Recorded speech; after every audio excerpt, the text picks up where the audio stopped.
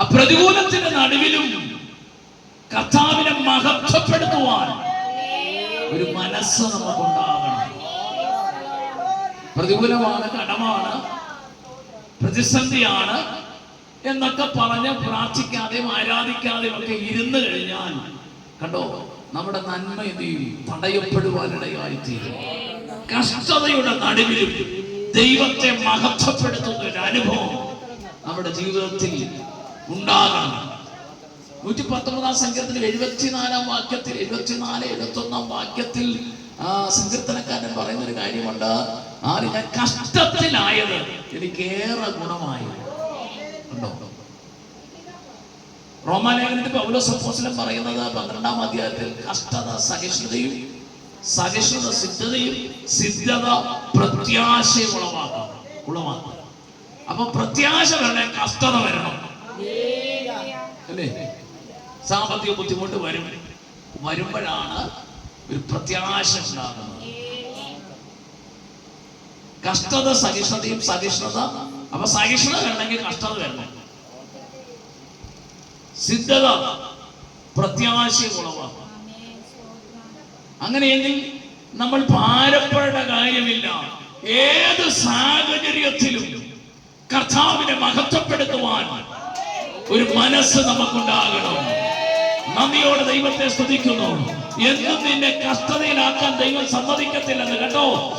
ഏത് ശൂന്യാവസ്ഥയിലാണെങ്കിലും ആ ശൂന്യാവസ്ഥയെ മാറ്റി നിന്നെ വിലാപത്തെ നൃത്തമാക്കി തീർക്കുന്ന ദൈവം. നിന്റെ വിലാപത്തെ നൃത്തമാക്കുന്ന ദൈവം നിന്റെ രാട്ടിനെ അഴിച്ച് സന്തോഷം ഉടുപ്പിക്കും. നീ രാട്ടാണോ ഉടുത്തിരിക്കുന്നത്, ആ രാട്ടിനെ അഴിച്ചു മാറ്റുന്നൊരു സമയമുണ്ട്. എന്നിട്ട് സന്തോഷം ഉടുപ്പിക്കുന്ന ദൈവത്തെ നമ്മൾ മഹത്വപ്പെടുത്തണം. നോക്കണമേ, ആലയത്തെ കുറിച്ച് സൈന്യങ്ങളുടെ യഹോവേ തിരുനിവാസം എത്ര മനോഹരം. യഹോവ പറഞ്ഞൊരു കാര്യമുണ്ട്, ഞാൻ നിങ്ങളുടെ നടുവിൽ വസിക്കേണ്ടതിന് നിങ്ങൾ എനിക്കൊരു ആലയം പണിയണം. മോശെ പർവ്വതത്തിലേക്ക് വിളിച്ചു കയറ്റി. 40 ദിവസം മോശ ഉപവസിച്ചു, ഒന്നും കഴിച്ചില്ല, കുടിച്ചും കാണത്തില്ല. ദൈവസന്നിധിയിൽ ഇരിക്കുന്ന ഒരു ദിവസം വേറെ 1000 ദിവസത്തെക്കാൾ ഉത്തമമായിരിക്കും. നീ ദൈവസന്നിധിയിൽ ഇരുന്നിട്ടുണ്ടെങ്കിൽ, ദൈവസന്നിധിയിൽ കടന്നു വന്നിട്ടുണ്ടെങ്കിൽ, ദൈവത്തിന് നിന്നെ കൊണ്ട് ചിലത് ചെയ്യിപ്പിക്കാനുണ്ട്, ദൈവത്തിന് നിന്നോട് ചിലത് സംസാരിക്കാനുണ്ട്. മോശേ, നിന്നോട് ഞാൻ സംസാരിക്കുവാൻ ആഗ്രഹിക്കുക, അതുകൊണ്ട് നീ കയറി വരാൻ പറഞ്ഞു. മോശ ഓരോ പർവ്വതത്തിലേക്ക് കയറിപ്പോയി. കയറിയിട്ട് നോക്കണമേ, 40 ദിവസം മോശ അവിടെ ആയിരുന്നു ദൈവത്തോടു കൂടെ. ദൈവം സംസാരിക്കാൻ തുടങ്ങി. ഹല്ലേലൂയ. ഒരാള് നമ്മളോട് സംസാരിക്കണമെങ്കിൽ ആളുടെ അടുത്ത് നമ്മൾ പോകണം, അല്ലേ? അല്ലെങ്കിൽ ഇപ്പൊ വേറെ സംവിധാനമുണ്ട്, ഫോണിൽ അമേരിക്കയിൽ ഇരിക്കുന്ന ആളോട് കണ്ട് സംസാരിക്കാം. നേരത്തെ അങ്ങനെ ഇല്ലായിരുന്നു. മുഖത്തോട് മുഖം നോക്കി സംസാരിക്കാം. സ്തോത്രം. പക്ഷെങ്കിൽ ഫോണിൽ കൂടെ എത്ര നമ്മൾ സംസാരിച്ചാലും മുഖാമുഖം നിന്ന് സംസാരിക്കുന്നത് പറ്റത്തില്ല. നോക്കണമേ, യഹോവയ്ക്ക് മോശ താഴെ നിൽക്കുമ്പോൾ, ഇസ്രായേലിന്റെ നടുവിൽ ഇരിക്കുമ്പോൾ ദൈവത്തിന് മോശയോട് സംസാരിക്കുമായിരുന്നു. പക്ഷെങ്കിൽ ദൈവം മോശയെ പർവ്വതത്തിലേക്ക് വിളിച്ചു. അങ്ങനെ ചില അനുഭവം നമ്മുടെ ജീവിതത്തിൽ ഉണ്ടാകണം. ആരുമില്ലാതിരിക്കുമ്പോൾ, നിന്റെ ഭാര്യയുണ്ട്, മക്കളുണ്ട്, മാതാപിതാക്കളുണ്ട്, അവരുടെയൊക്കെ നടുവിൽ നിന്നും ദൈവസന്നിധിയിൽ വേറിട്ടിരിക്കുന്ന ഒരു അനുഭവം നിന്റെ ജീവിതത്തിലുണ്ടെങ്കിൽ ദൈവം നിന്നോട് സംസാരിക്കുവാനിടയായി തീരും. സ്തോത്രം ചെയ്യുന്നു. മോശ കയറി ചെന്നപ്പോൾ നോക്കണമേ, സ്വർഗത്തിലെ ആലയത്തിന്റെ മാതൃകയിൽ ഒരാലയം നിങ്ങൾ പണിയണമെന്ന് പറഞ്ഞു. നോക്കണമേ, ഇസ്രായേൽ പാളയത്തിന്റെ നടുവിൽ ഒരാലയം പണിയണം. ഞാൻ നിങ്ങളുടെ നടുവിൽ വസിക്കേണ്ടതിന്. അങ്ങനെയെങ്കിൽ ദൈവം നമ്മുടെ നടുവിൽ വസിക്കണമെങ്കിൽ അതിന്റെ ക്രമീകരണങ്ങൾ നമ്മൾ ചെയ്തു കൊടുക്കണം. എങ്കിൽ മാത്രമേ ദൈവം നമ്മുടെ നടുവിൽ വസിക്കത്തുള്ളൂ. ഇന്ന് പകലിൽ വിശ്വസിക്കണമെന്ന് വ്യാപരിക്കുന്ന ഒരളവറ്റ ശക്തി ഇന്ന് പകൽ വെളിപ്പെടുന്ന വലിയ കൃപയ്ക്കായി ഞങ്ങളങ്ങനെ സ്തുതിക്കുകയോ. സമയം വേർതിരിക്കാൻ തയ്യാറാണോ?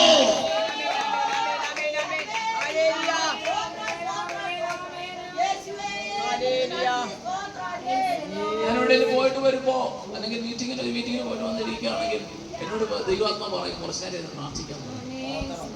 അന്നേരം ഞാൻ വൈകിട്ട് ഇരുന്ന് പ്രാർത്ഥിക്കും. നിങ്ങളോട് ആരോടും അങ്ങനെ സംസാരിക്കുന്നുണ്ടോ? പ്രാർത്ഥിക്കണം. നമ്മളോട് ദൈവം സംസാരിക്കും. അത് നമ്മൾ ഇടയ്ക്കൊക്കെ ഇരുന്ന് പ്രാർത്ഥിക്കുന്നത് നമ്മുടെ മനസ്സിൽ തോന്നുമ്പോഴാണ്, അല്ലേ? ആരില്ല എന്താണെന്ന് ചോദിച്ചാൽ ഒരു പ്രതികൂലം വരുന്നുണ്ട്, ഒരു പ്രതിസന്ധി നിനക്കെതിരെ വരുന്നുണ്ട്. അതുകൊണ്ട് പ്രാർത്ഥിക്കാൻ പറയും. മുഴങ്കാൽ മടക്കി പ്രാർത്ഥിക്കുമ്പോൾ, തലകളെ ഉണക്കി പ്രാർത്ഥിക്കുമ്പോൾ സ്തോത്രം ചെയ്യുന്നു. തിരുനിവാസം എത്ര മനോഹരം! ദൈവസന്നിധി ഇരിക്കുന്ന ഒരു ദിവസം വേറെ 1000 ദിവസത്തെക്കാൾ ഉത്തമമാ. അങ്ങനെയെങ്കിൽ ഇന്ന് പകൽ ആലയത്തിനകത്ത് നമ്മൾ ഒരുമിച്ച് കൂടിയെങ്കിൽ ദൈവത്തിന്റെ മഹത്വം ഇതിനകത്ത് വെളിപ്പെടാൻ പോകുക. നിന്റെ എന്റെ ജീവിതത്തിൽ സംഭവിക്കുന്ന പ്രതികൂലങ്ങൾ, പ്രതിസന്ധികളെ പോരാട്ടങ്ങൾ ഇന്ന് പകൽ യേശുവിന്റെ നാമത്തിൽ അഴിഞ്ഞുമാൻ ദൈവകൃപ വ്യാപരിക്കട്ടെ. നന്ദിയോട് ദൈവത്തെ സ്തുതിക്കുന്നു. ദൈവം മോശയോട് പറഞ്ഞ അളവനുസരിച്ച് ഒരാലയം പണിയുവാനിടയായി. നമുക്കറിയാം സമാഗമന കൂടാരം. സ്തോത്രം. ഒന്നാമത്തെ ഭാഗം പ്രാകാരം എന്ന് പറയുന്നത്. പ്രാകാരത്തിൽ നമുക്കറിയാവുന്ന വിഷയമാണ്. അവിടെയാണ് എല്ലാ ജനങ്ങളും വന്നിരിക്കുന്നത്. അതിനുശേഷം അകത്തേക്ക് കടക്കുമ്പോൾ പരിശുദ്ധ സ്ഥലം, അവിടെ പിന്നെയും അകത്തേക്ക് കിടക്കുമ്പോൾ അതിപരിശുദ്ധ സ്ഥലം. അവിടെയാണ് ദൈവത്തിന്റെ നിയമഘട്ടകം ഇരിക്കുന്നത്. 7 കവട്ടയുള്ള കവരകളൊക്കെ ഇരിക്കുന്നത് സ്വർണം കൊണ്ട്, തങ്കം കൊണ്ട് നിർമ്മിച്ച. നടുക്ക് നേരെയുള്ളൊരു തണ്ട്, അതിനകത്തുനിന്ന് വളഞ്ഞ് 2 സൈഡിലേക്ക് 3 സൈഡിലേക്ക്, ഇപ്പുറത്തെ സൈഡിലേക്ക് 3. ഇത് നിരന്തരം കത്തിക്കൊണ്ടിരിക്കുകയാണ്. സ്തോത്രം. നന്ദിയോടെ ദൈവത്തെ സ്തുതിക്കുന്നു. ഹല്ലേലൂയ. നോക്കണമേ, ആണ്ടിൽ ഒരിക്കൽ പുരോഹിതൻ നോക്കണമേ യാഗമൃഗത്തിന്റെ രക്തം എടുത്തുകൊണ്ട് അതിപരിശുദ്ധ സ്ഥലത്തേക്ക് കയറി ചെല്ലുമ്പോഴാണ് അവിടെ ഇങ്ങനെ ഒരു 1.5, ഏകദേശം ചരിത്രകാരന്മാർ 1.5 ഇഞ്ച് കനമുള്ള സ്തോത്രം പടുക ഇങ്ങനെ ഇട്ടിട്ടുണ്ട്, കർട്ടൻ ഇട്ടിട്ടുണ്ട്. കാരണം ദൈവത്തിന്റെ മഹത്വം അതിപരിശുദ്ധ സ്ഥലത്ത് കൃപാസനത്തിൽ പെട്ടകത്തിന്റെ മുകളിൽ 2 കെരൂബുകൾ തങ്കം കൊണ്ടുണ്ടാക്കി വെച്ചിരിക്കുക. അതിന്റെ നടുവിലാണ് യഹോവയുടെ സാന്നിധ്യം ഇറങ്ങി വരുന്നത്. വരുമ്പോൾ ആ തേജസ് പ്രാകാരത്തിൽ ഈ ജനമിരിക്കുന്നിടത്തേക്ക് തേജസ് വന്നാൽ ഈ ജനം മൊത്തം മരിച്ചു പോകും. അതുകൊണ്ട് ഇപ്പുറത്തേക്ക് വരാതെ തേജസ്സിനെ തടസ്സപ്പെടുത്തിയിരിക്കുന്നു. അല്ലെങ്കിൽ തേജസ് ഇപ്പുറത്തേക്ക് വന്ന് ജനത്തിന്റെ മേൽ വന്ന് അവർ മരണപ്പെടാതിരിക്കാനാണ് കർട്ടനിട്ടിരിക്കുന്നത്. എന്നാൽ യേശു കാൽവരി ക്രൂസിൽ മരിച്ച് യാഗമായി തീർന്നപ്പോൾ പ്രാണനെ കൊടുത്തപ്പോൾ തിരശീലയുടെ ആലയത്തിന്റെ തിരശീല മുകൾ മുതൽ താഴെ അറ്റം വരെ 2ആയിട്ട് ചിന്തി എന്നവിടെ കാണുന്നുണ്ട്. അതായത് യേശുവിന്റെ കാൽവരി മരണം നിമിത്തം മനുഷ്യൻ ദൈവവും തമ്മിലുള്ള ഒരു തടസ്സമുണ്ടായിരുന്നു. അത് മാറിപ്പോയി. മധ്യസ്ഥന്റെ ആവശ്യമില്ല, നേരിട്ട് ദൈവത്തോട് പ്രാർത്ഥിക്കുവാൻ ദൈവം അവസരം തന്നിരിക്കുകയാ. അങ്ങനെയെങ്കിൽ നന്ദിയോട് ദൈവത്തെ. അതുകൊണ്ടാണ് സമാഗമന കൂടാരത്തിൽ യഹോവ തേജസ്സിൽ വെളിപ്പെടുമ്പോൾ ആ തേജസ് ജനത്തിന്റെ നടുവിൽ ജനത്തിന്റെ അടുത്തേക്ക് വന്നവർക്ക് പ്രാണനെ ഹാനി വരാതെ വണ്ണം ഈ തേജസ്സിനെ തടസ്സപ്പെടുത്തുവാൻ ഇട്ടിരിക്കുന്ന കർട്ടൻ യേശുക്രിസ്തു കാൽവറി മരിച്ചപ്പോൾ മുകൾ മുതൽ താഴെ വരെ ചിന്തി പോയെങ്കിൽ അപ്പോൾ ഒരു സംഭവം നടന്നു. മൂന്ന് മണിക്കൂർ ദേശത്തിരുട്ടായി. കണ്ടോ? ഹല്ലേലൂയ, സ്തോത്രം ചെയ്യുന്നു. 3 മണിക്കൂർ ദേശത്തിരുട്ടായി. 12-ാം മണി മുതൽ ഹല്ലേലൂയ, സ്തോത്രം ചെയ്യുന്നു 6-ാം മണി നേരം വരെ ദേശത്തിരുട്ടായി. കാരണം യേശു ക്രൂശിൽ മരിക്കുന്നതിന് മുമ്പ് സകല വാഴ്ചകളും അധികാരങ്ങളും ഹല്ലേലൂയ മാനവരാശിയെ ഹല്ലേലൂയ തന്റെ അധീനതയിലാക്കി ഹല്ലേലൂയ ഭരിച്ചുകൊണ്ടിരിക്കുകയായിരുന്നു. എന്നാൽ നോക്കണമേ, യേശു കാൽവറിയിൽ പ്രാണനെ വെടിഞ്ഞപ്പോൾ ഹല്ലേലൂയ ഈ പകൽ സമയത്ത് ഹല്ലേലൂയ ഇരുട്ട് വെളിപ്പെട്ടു വന്നെങ്കിൽ ഇന്ന് പകൽ നന്ദിയോടെ ദൈവത്തെ സ്തുതിക്കുന്നു. നിനക്ക് വിരോധമായി മറഞ്ഞു നിന്ന് പോരാടുന്ന ചില ഇരുട്ടിന്റെ അധികാരങ്ങൾ, ദേശത്തിന്റെ ശക്തികൾ ഇന്ന് പകൽ ഹല്ലേലൂയ ഹല്ലേലൂയ വെളിപ്പെട്ടു വരട്ടെ. വെല്ലുവിളിച്ച് പോരാടുന്ന ചില പോരാട്ട ശക്തികൾ ഇന്ന് പകൽ യേശുക്രിസ്തുവിന്റെ അധികാരങ്ങളുടെ നാമത്തിൽ അഴിഞ്ഞു മാറട്ടെ. ഹല്ലേലൂയ, നന്ദിയോടെ ദൈവത്തെ സ്തുതിക്കുകയാ. ചില ഇരുളിന്റെ അധികാരങ്ങൾ തകർന്നു മാറട്ടെ. ഹല്ലേലൂയ.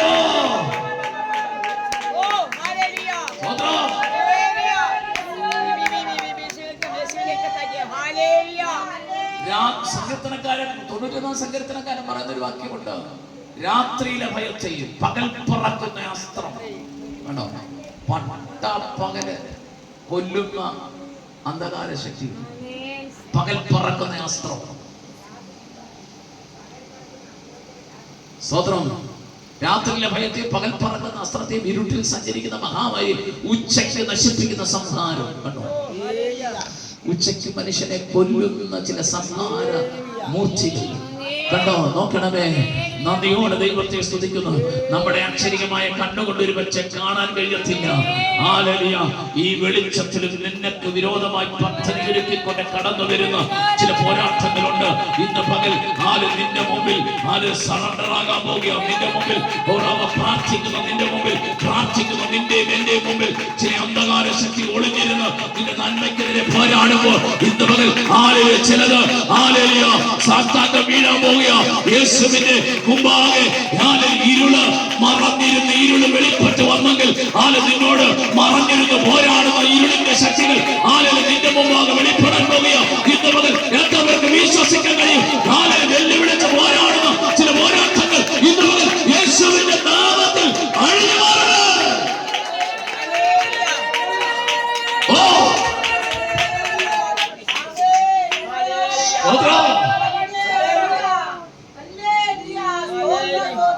ഇപ്പോൾ ദൈവത്തിന്റെ ആലയം നമ്മളാണല്ലേ. 1 കൊരിന്ത്യർ ലേഖനം 3-ാം അധ്യായം 16-17 വാക്യം പറയും, നിങ്ങൾ ദൈവത്തിന്റെ മന്ദിരമെന്നും ദൈവത്തിന്റെ ആത്മാവ് നിങ്ങളിൽ വസിക്കുന്നില്ലയോ എന്ന് നിങ്ങൾ അറിയുന്നില്ലയോ? ദൈവത്തിന്റെ മന്ദിരത്തെ നശിപ്പിക്കുന്നതിനെ പിശാചല്ല നശിപ്പിക്കുന്നത്, ദൈവം നശിപ്പിക്കുന്നു. ഞാൻ നശിപ്പിക്കുന്നവിടെ ഇരിക്കുന്നത്. അങ്ങനെയെങ്കിൽ ഇന്ന് പകൽ നന്ദിയോടെ ദൈവത്തെ സ്തുതിക്കുന്നു. നമ്മുടെ ദൈവസന്നിധിയിൽ കടന്നു വരുമ്പോൾ സ്തോത്രം വിശ്വസ്തയോടെ നീതിയോടെ നമ്മൾ നിന്നില്ല എങ്കിൽ സ്തോത്രം ചെയ്യുന്നു. ദൈവം തന്നെ നമുക്ക് എതിരെ തിരിയുവാനിടയായി തീരും. നന്ദിയോടെ ദൈവം. ദാവീദ് ഒരു പാപം ചെയ്ത് നമുക്കറിയാം. ദാവീദിന് ഒരു കുഞ്ഞ് ജനിച്ചു, നമുക്കറിയാം. ഉരിയാവിന്റെ വിഷയത്തോടെ ബന്ധത്തിൽ ബേർശയുള്ള വിഷയത്തിൽ ഒരു പാപം ചെയ്തു. സ്തോത്രം, ഒരു മകൻ ജനിച്ചു. ആ മനുഷ്യനെ പിശാച് ബാധിച്ചെന്നല്ല എഴുതിയേക്കുന്നത്, യഹോവ ബാധിച്ചു. യഹോവ ബാധിച്ചു. പിശാച് ബാധിക്കുകയാണെങ്കിൽ യഹോവ വിടുവിക്കും. യഹോവ ബാധിച്ചാൽ വിടുവിക്കാൻ വേറെ ആരെയാണ്? സ്തോത്രം. യഹോവ ബാധിച്ചു. ദാവീദ് 7 ദിവസം വിടുതലിന് വേണ്ടി ഉപവസിച്ചു, അല്ലേ? കഴിക്കുകയും കുടിക്കുകയും ചെയ്യാതെ നിലപാട് സാഷ്ടാംഗത്തോട് പ്രാർത്ഥിച്ചു. വിടുതൽ നടന്നില്ല. നന്ദിയോടെ ദൈവത്തെ സ്തുതിക്കുന്നു. കുഞ്ഞ് മരിക്കുവാനിടയാണ്. യഹോവ ബാധിച്ചാൽ യഹോവയ്ക്ക് തോന്നണം വിടുവിക്കണോ വേണ്ടിയത്. നന്ദിയോടെ ദൈവത്തെ സ്തുതിക്കുന്നു. ചില വിഷയങ്ങളിൽ ചിലത് ദൈവത്തിന്റെ നീതി വെളിപ്പെടും. അവിടെ നമുക്ക് ചോദിക്കാൻ പറ്റത്തില്ല കേട്ടോ. അങ്ങനെയെങ്കിൽ ഇന്ന് പകലിൽ നന്ദിയോടെ ദൈവത്തെ സ്തുതിക്കുന്നു. ഹല്ലേലൂയ. നമ്മൾ ദൈവത്തിന്റെ മന്ദിരമാണ്, നമ്മളിൽ ദൈവം വസിക്കുന്നത്. നമ്മൾ തെറ്റിയാൽ ഹല്ലേലൂയ നമുക്ക് ദൈവത്തിന് ഒരു പ്രശ്നമില്ല, നമുക്ക് തന്നെ ദോഷം. നന്ദിയോടെ ദൈവത്തെ സ്തുതിക്കുന്നു. അസ പറയുക, അപ്പൊ അതിന് പെടുകയാണ് സൈന്യങ്ങളുടെ യഹോവയെ തിരുനിവാസം എത്ര മനോഹരം.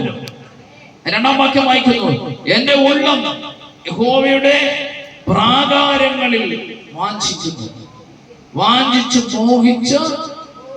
കണ്ടോ, അന്നത്തെ പഴയ നിയമ ആരാധനയിൽ പ്രാകാരങ്ങളിൽ ഇരിക്കാനേ ഉള്ളൂ പ്രമാണം. സ്തോത്രം ചെയ്യുന്നു. നന്ദിയോടെ ദൈവത്തെ സ്തുതിക്കുന്നു. എന്റെ ഉള്ളം യഹോവയുടെ പ്രാകാരങ്ങളിൽ വാഞ്ചിച്ച് മോഹിച്ചു പോകുന്നു. ഉള്ളം എന്ന് പറയുമ്പോൾ മൂന്ന് കാര്യങ്ങളുണ്ട്. ദേഹം, മനുഷ്യൻ എന്ന് പറയുമ്പോൾ ദേഹം, ദേവി, ആത്മാവ്, മൂന്ന് ഘടകമാണ്. സ്തോത്രം. ഹല്ലേലൂയ. അപ്പം ഹൃദയംഗമായി മുഴുവൻ ഹൃദയത്തോടെ ദൈവത്തിന്റെ പ്രാകാരത്തെ വാഞ്ചിക്കുന്നു. ആരാധനയിലേക്ക് കടന്നു വരുവാൻ ഞാൻ ആഗ്രഹിക്കുന്നു. പ്രാകാരത്തിൽ കടന്നു വരാൻ ആഗ്രഹിക്കുന്നു. അങ്ങനെയെങ്കിൽ യെശയ്യാ പ്രവചനം 58-ാം അധ്യായം 13-ാം വാക്യത്തിൽ ഒരു വാക്യമുണ്ട്. ഇപ്രകാരം പറയുന്നു, ഹല്ലേലൂയ, നിങ്ങൾ വിശുദ്ധ ദിവസത്തെ ശബത്തിനെ കാലടക്കി വെച്ച് അതിനെ ബഹുമാന്യ യോഗ്യമെന്ന് കണ്ട് അത് വായിച്ചാട്ടെ. കാണുമെങ്കിൽ, അങ്ങനെ കാണുന്നുവെങ്കിൽ നിങ്ങൾ എന്ത് ചെയ്യണം?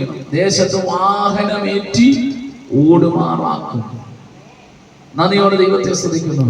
അപ്പം ഈ വിശുദ്ധ ദിവസത്തെ ബഹുമാന്യ യോഗ്യമെന്ന് നമ്മൾ കാണണം. സ്തോത്രം. നന്ദിയോടെ നിങ്ങൾ. കഴിഞ്ഞ ആഴ്ചയിൽ വെള്ളപ്പൊക്കത്തിന്റെ പ്രയാസത്തെ നമുക്ക് ഒരുമിച്ച് കൂടാൻ കഴിഞ്ഞില്ല. അത് തക്കതായ കാരണങ്ങളായിരിക്കും. സ്തോത്രം. എന്നാൽ പുത്രന്മാർ പറയുകയാണ്, എന്റെ ഉള്ളം യഹോവയുടെ പ്രാകാരങ്ങളെ വാഞ്ചിക്കുന്നു. ഉള്ളമെന്ന് പറയുമ്പോൾ ശരീരം മാത്രമല്ല, ശരീരം, ആത്മാവ്, ദേഹം, ദേഹി, ഇത് മൂന്നും കൂടെ ചേർന്ന് പരിപൂർണ ഹൃദയത്തോടെ ഞങ്ങൾ ആലയത്തിലേക്ക് വരും എന്നാണ് ആ സഭ പറയുന്നത്. നന്ദിയോടെ ദൈവത്തെ സ്തുതിക്കുന്നു. അതിനെ 5-ാം വാക്യം വായിച്ചാട്ടെ. വേഗത്തിൽ വിരാമം കുറിച്ച് ഞാൻ ആഗ്രഹിക്കുന്നു. ബലഹീനനുള്ള മനുഷ്യൻ ഭാഗ്യവാൻ, ഇങ്ങനെയുള്ളവരുടെ മനസ്സിൽ സിയോനിലേക്കുള്ള പെരുവഴികളുണ്ട്. കണ്ടോ, ബലഹീനനുള്ള മനുഷ്യൻ ഭാഗ്യവാൻ. സ്തോത്രം. അവൻ നമ്മുടെ ഉള്ളിൽ ദൈവത്തിന്റെ ബലമുണ്ടോ? ഒരു പ്രതികൂലവും നിന്നെ തകർക്കത്തില്ല, ഒരു പ്രതിസന്ധി നിന്നെ തകർക്കത്തില്ല, ഒരു രോഗവും നിന്നെ തകർക്കത്തില്ല, ഒരു കടഭാരം നിന്നെ തകർക്കാൻ പറ്റത്തില്ല. യഹോവയുടെ ബലം നിന്നിലുണ്ട്. അതുകൊണ്ട് സിയോനിലേക്കുള്ള പെരുവഴി ഇന്ന് മകൾ നന്ദിയോട് നിനക്ക് വേണ്ടി വഴി തുറക്കുമെന്ന് സ്തോത്രം ചെയ്യുന്നു. ഏത് പ്രതികൂലത്തിന്റെ സാഹചര്യത്തിലാകട്ടെ, ഏത് പ്രതിസന്ധിയുടെ സാഹചര്യത്തിലാകട്ടെ, യഹോവയുടെ ബലം നിന്നിലുണ്ടോ? സിയോനിലേക്കുള്ള പെരുവഴികൾ, അടക്കപ്പെട്ട വാതിലുകൾ നിനക്ക് വേണ്ടി തുറക്കും. പ്രതികൂലങ്ങൾ, പ്രതിസന്ധികൾ നീങ്ങിപ്പോകും. ഇന്ന് മകളിൽ പരിശുദ്ധാത്മാവ് വ്യക്തമായി വിളിച്ചു പറയുന്നു. അതുകൊണ്ട് നീ എല്ലാവരും ഭാരപ്പെടേണ്ട കാര്യമില്ല. ഇന്ന്